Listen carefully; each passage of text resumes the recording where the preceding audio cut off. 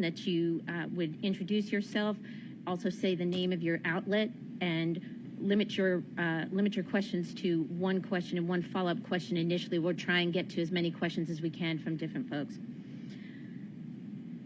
I'd like to take this opportunity about potential impacts within the area to allow people time to make adjustments to their schedules and plans as needed. The NATO Summit is a National Special Security Event, or NSSC. And this designation means that the Secret Service assumes primary responsibility for the development and implementation of the operational security plan. And NSSC leverages the full weight and resources, as well as the talent and expertise of federal, state, and local partners. This collaboration is critical because no single agency can provide all of the resources needed to secure an event of this magnitude.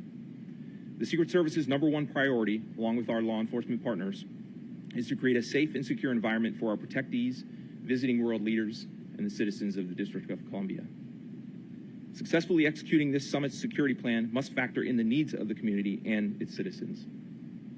While we strive to minimize any inconvenience, people should expect to experience increased traffic on both roads and walkways due to street closures and other restrictions, particularly in areas where the events will occur. Vehicular, public transportation, and pedestrian impacts should be expected in the downtown area around the Washington Convention Center, the Carnegie Library, Mount Vernon Square, and the Mellon Auditorium. Residences and businesses inside the affected areas will generally be accessible, but vehicles and pedestrians may be required to undergo a security screening prior to entering. When security plans are finalized, we will share specific road closures and access information with the community. Maps will be made available online for the public in the coming weeks. We will do our best to keep the public informed of any disruptions or impacts throughout the event. As we fine-tune the security plan, Secret Service Washington Field Office personnel are engaging with area businesses and residents to inform them of potential impacts and hear their concerns. As part of these outreach efforts, we have a meeting with community members scheduled for tomorrow evening. Washington, D.C. is uniquely accustomed to hosting world events, and significant planning, training, and coordination has gone into ensuring that each individual agency is prepared to respond to any situation. This event is truly a collaborative effort, and I'm grateful for the partnerships we have with the agencies represented here today and many others who help support the mission. That said, it is my pleasure to introduce Chief Pamela A. Smith of the D.C. Metropolitan Police Department. Thank you. Thank you, Matt. Thank you, Special Agent in Charge Stoller. Good afternoon. I'm Pamela A. Smith, the Chief of Police for the Metropolitan Police Department, and thank you all for coming today. The Metropolitan Police Department has been working closely with our district and federal partners over the past few months in preparation for the upcoming NATO Summit here in the District of Columbia. MPD, the United States Secret Service, and other law enforcement agencies will be ensuring the safety of visiting dignitaries, attendees, and our community members. Events like this require detailed planning, close collaboration, and constant communication. We are doing all that and more to ensure a safe and smooth NATO summit with as few impacts as possible to D.C. residents. This event will require a security perimeter around the Washington Convention Center. Numerous road closures and parking restrictions will be in place. This perimeter will be established shortly before the start of the summit on July 9th and will remain through July 12th. Businesses and residents within the closure zone will be accessible, but vehicles and pedestrians will need to enter from certain locations and be subject to security screenings. I want business owners and residents to be rest assured that we are working to minimize impacts while balancing the security for the event. Community outreach teams from the Secret Service, HSEMA, and MPD will be contacting businesses in the upcoming weeks to ensure all of your questions are answered. Impacts will expand beyond the convention center. Events related to NATO are planned in other locations around the city, including the Federal Triangle. With dozens of heads of states in the area, there will be a notable increase in motorcade volume and security presence outside of hotels and various embassies. We are expecting a significant increase in traffic downtown, so please plan alternate routes ahead of time. We recommend commuters use the Metro transit system to get around town. I ask everyone to exercise patience and remember that these security protocols are in place to keep everyone safe. With these types of high-profile meetings, we may see an increase in First Amendment demonstrations relating to this event. Also, the Metropolitan Police Department supports individuals peacefully exercising their First Amendment rights, but we will not tolerate violence of any kind, and offenders will be held accountable. Hosting events is nothing new for Washington, D.C., and I want to assure all Washingtonians that the Metropolitan Police Department is prepared for the NATO summit and will continue to work closely with our partners to ensure its security. As we finalize the security plans with our law enforcement partners in the coming weeks, we will be hosting updates and specific road closures on our website at nsse.dc.gov and on our social media platforms. We also need the community's help. The public is a partner in keeping our city safe. I want to remind everyone, if you see something, say something. If you see something suspicious or if something doesn't seem right, please let us know. For immediate threats, we ask that you call 911. For other tips, call our real-time crime center at 202-727-9099 or text us anonymously at 50411. Thank you, and I'll now turn it over to Assistant Director in Charge, David Sundberg from FBI's Washington Field Office.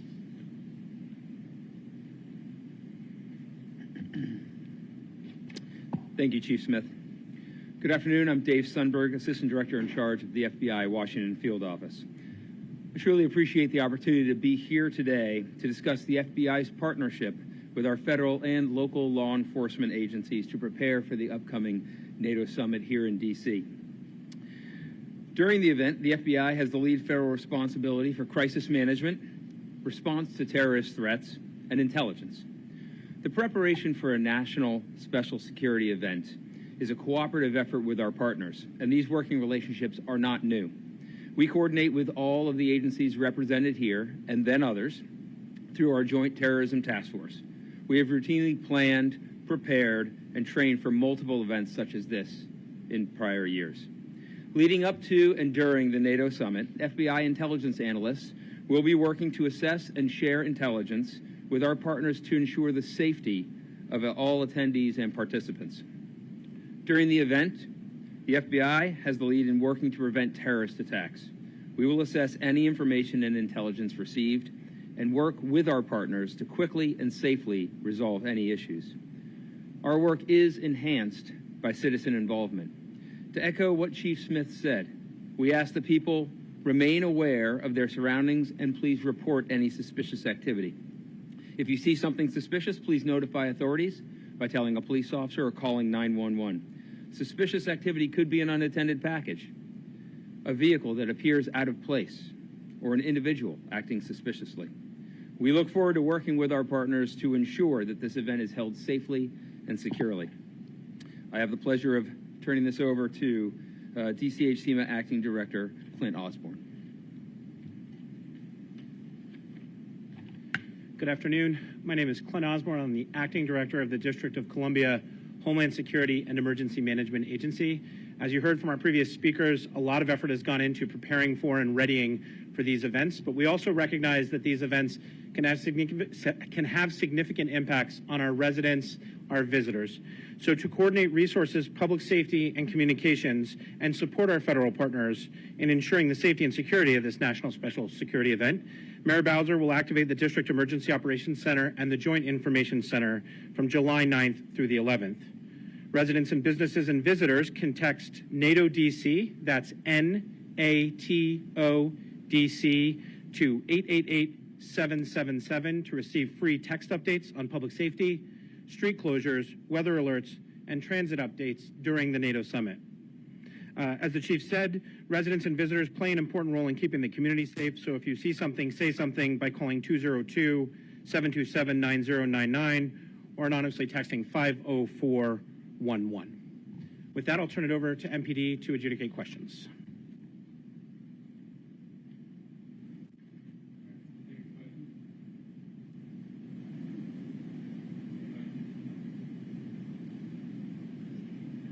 Sure. Hi there.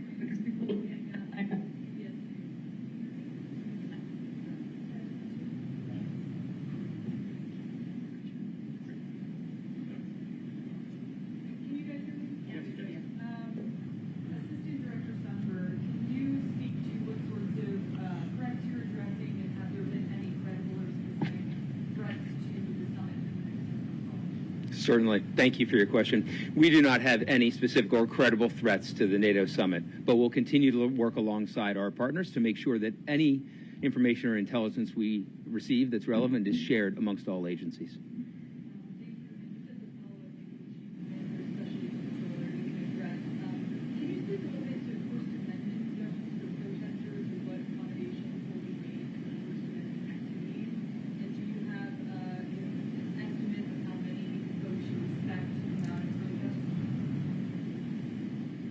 So specifically for the first, thank you for the question, first of all. And so for the First Amendment activities, you know that oftentimes people will submit a permit, sometimes at the request of the National Park Service to have First Amendment activities, and sometimes we just have pop-up demonstrations. So at this point, we do not have any anticipated First Amendment activities, but we do know for these types of activities or these types of events, they may garner some First Amendment activities or protesters that may decide they want to come in and exercise their First Amendment right.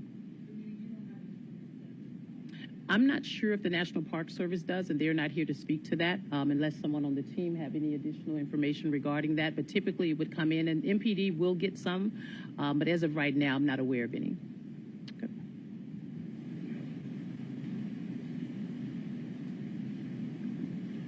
Thank you.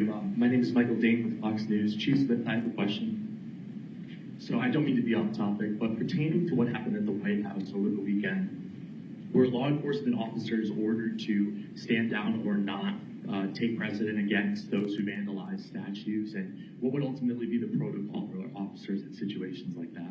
So if you're speaking specifically about what occurred at Lafayette Park, so I work for the Metropolitan Police Department, and those officers that are assigned to Lafayette Park are with the United States Park Police. And as you know, in certain locations on federal property, you may or may not know on federal property, there is a 36 CFR Code of Federal Regulation that does not allow certain activities to happen when it comes to First Amendment exercise and First Amendment activities on federal lands. And so what you saw was obviously the United States Park Police engaging in individuals who could not exercise their First Amendment right based on whatever other additional activity was occurring in that space. Okay, and are you able to speak to how many arrests were made? Is that not agreed?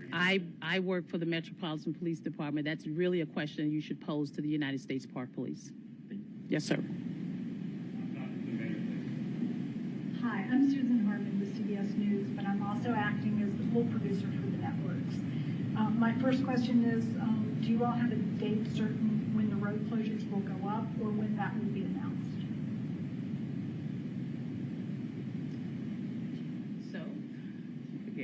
So as of right now, we do not have that information available, but there will be another press conference, if I'm not mistaken, on July 1 that will provide that information for anyone who is in really need of that information regarding the specific road closures.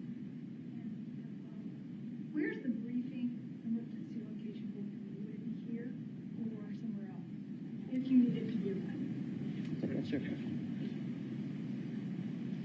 We appreciate you being part of our pre-event exercise. We will do briefings out of this space during the event.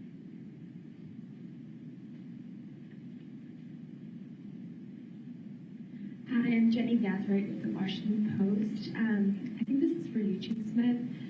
I know this event is coming right after July 4th, which is typically like an all-hands-on-deck kind of thing for MPD, from my understanding, or a lot of people work overtime that day.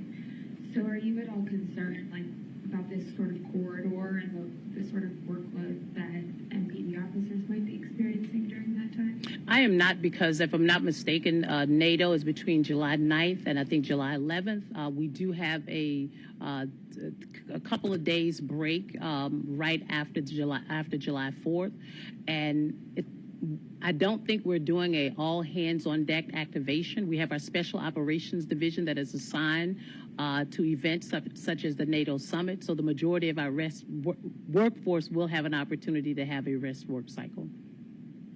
Thank you. Yes, ma'am.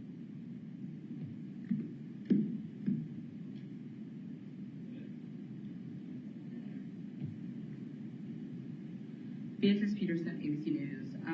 I was wondering if you could just quantify for the public how massive this is going to be. DC has a lot of large-scale events such as World Bank, IMF, you guys thinking that this is going to be several hundred thousand people in town, tens of thousands? Like, how massive is this going to be? It's going to be a fairly large scale. So there's 32 member nations in NATO, and then there's 5 additional partner nations. But the State Department and NATO personnel who are organizing the event, they're the ones that put out all the invitations. I don't know what the status of those invitations are, but my understanding is that they've all been invited, them and the members and their spouses as well. So it will be a large magnitude event. Be a lot of, I believe one of the other speakers mentioned the number of motorcades and some of the other security footprint and all of that. So it is going to be somewhat sizable. So, but I just don't have numbers. Okay. Should the public be ready for rolling, I guess, road closures, being that there's going to be a lot of high-level delegates and officials in town? Yeah. In terms of describing what the closures may look like, I can't go into those details just because we'll have to flex depending upon what's happening. But yes, there'll be significant traffic impacts in a variety of areas throughout the city because, as was mentioned, there are a number of locations that will house events for the NATO summit.